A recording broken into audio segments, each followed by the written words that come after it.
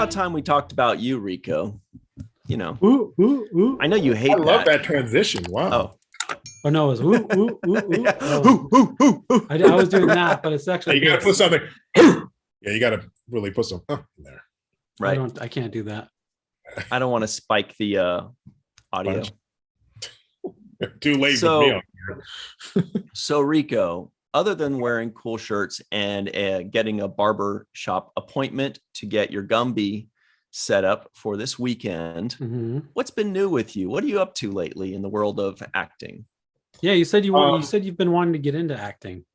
Yeah. And since I've said that, I've actually done a couple of things. And I have a couple of things in the works, which I'm very excited about.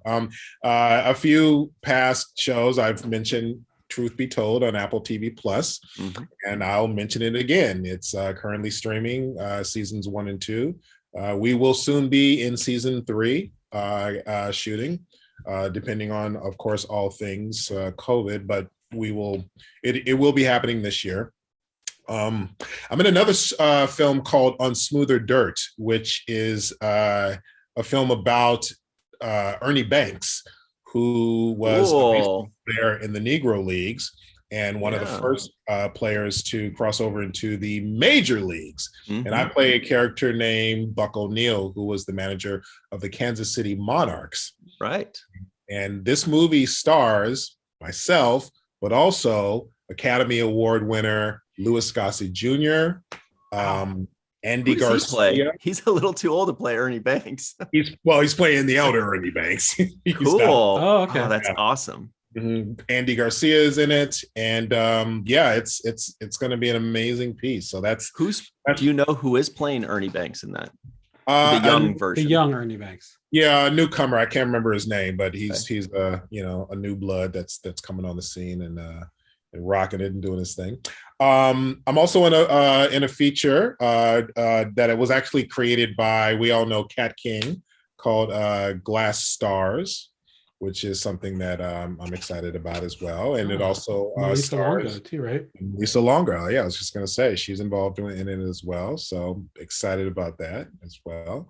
And also, I want to use this moment to give a couple of shout outs. The NAACP Image Awards just came out, and my buddy Malcolm Spellman, who was the showrunner and creator of and writer of Falcon and Winter Soldier, he just got nominated for best writer for a dramatic series for Falcon and Winter Soldier. So shout out to him on that.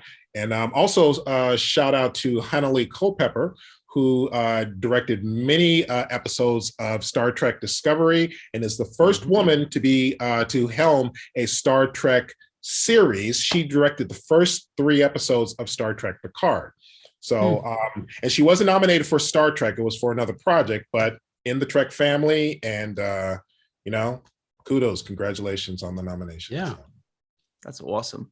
Hey, real quick, Rico, I was thinking, what was the first time in your acting career that you thought, wow, dude, I'm actually doing this? Like sometimes for some people, it's the first background gig they got and they're like, hey, I'm actually getting paid to do a thing. Or sometimes it's just being cast in a non-paying short film, but it was just like their first impression, or the first time they get a line. Was there a moment for you? I mean, you probably get a bunch, but what was the first one? It was the first professional, like Hollywood studio SAG project that I booked, which was a TV show called The Shield. And shit. Yeah, it was a show on FX. It starred Michael Chiklis, and yeah, we know. Yeah, and I guest starred on that with Paul Ben Victor, and it was great because that was my first big booking, and I was an undercover cop, and beyond the fact that I booked it, the first thing we did was this shootout scene. So I'm involved.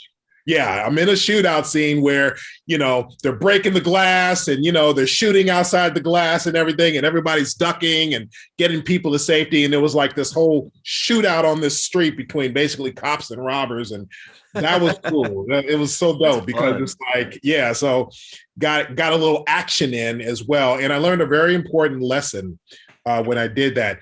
Do not eat 2 helpings of shrimp pasta before you shoot that scene, because you get very weighed down. And just because craft service has it and you can eat as much as you want before a scene, an action scene, you shouldn't.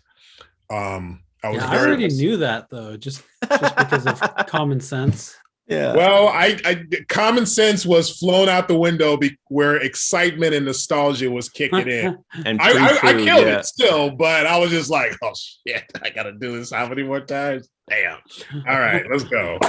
Woo! But yeah, that was it, man, because it was like the first one, and I was just excited that I got it, and it was just a testament to a lot of past work that I have done, and the ball continued to roll after that. So.